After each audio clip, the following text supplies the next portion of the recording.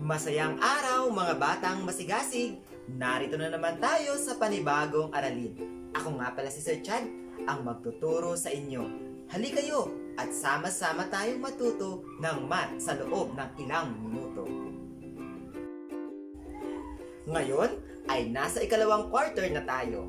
Ang unang leksyon natin ngayon ay ang pagpaparami o multiplication.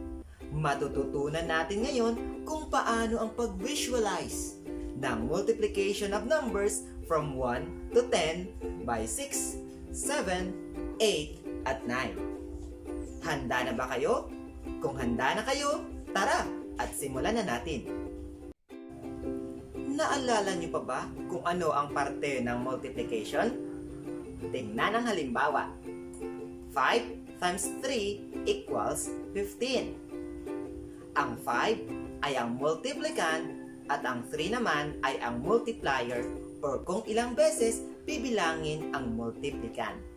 Silang dalawa ay tinatawag na factors. Ang x sa pagitan nila ay ang simbolo para sa multiplication. Binabasa ito na times. Ang sagot naman o ang numero pagkatapos ng equal sign ay tinatawag na product. Kung babasahin natin, ito ay 5 times 3 equals 15. Dumako na tayo sa ating aralin.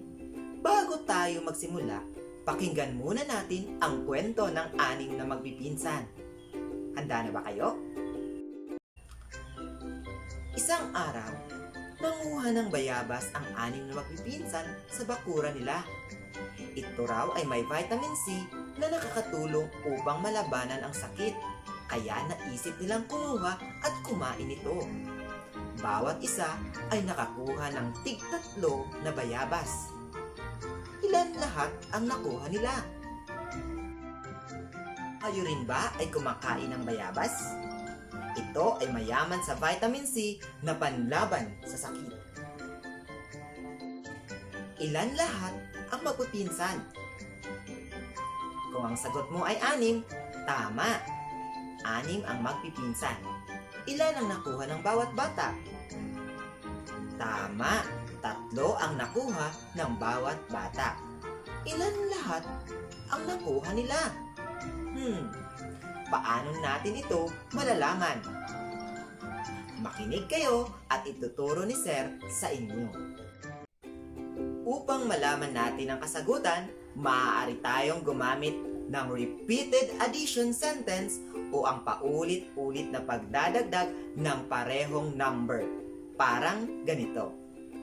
3 plus 3 plus 3 plus 3 plus 3 plus 3 equals 18. 6 na beses natin i-add ang 3 dahil mayroon tayong 6 na magpipinsan.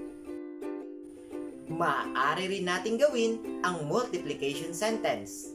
Ito ay magiging 3 times 6 equals 18. Sa tanong na ilan lahat ang nakuha nila, ano ang iyong sagot? Kung ang sagot nyo ay 18, mahusay. Tama kayo. Mahusay mga batang masigasig.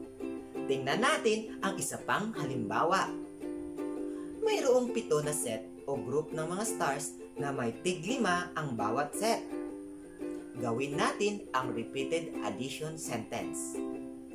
Ilan ang laman ng bawat set? 7. Tama. Ilan lahat ang mga set? Kung ang sagot mo ay 5, tama. Kung kaya, ang repeated addition sentence natin ay paano naman ang multiplication sentence? Makinig kayong mabuti. Ilan lahat ang set? 7. Tama.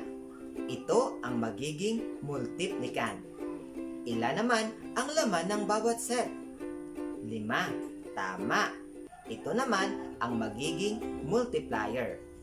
Kung kaya, ang multiplication sentence ay 7 times 5 equals 35. Mahusay mga bata!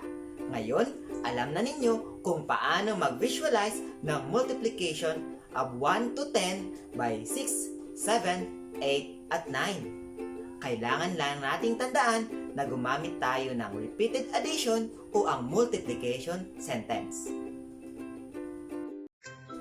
Mahusay mga batang masigasig! Ngayon, gawin ninyo ang mga activity training sheets na isusumite ninyo sa pagbabalik ng modules ng mga magulang ninyo. Gawin ninyo ito para sa inyong lubos na pagkatuto. Paalam! Hanggang sa muli nating talakayan. Ito si Sir Chad na nagpaalalang ang batang masigasig sa hamon ng buhay ay di padadaig.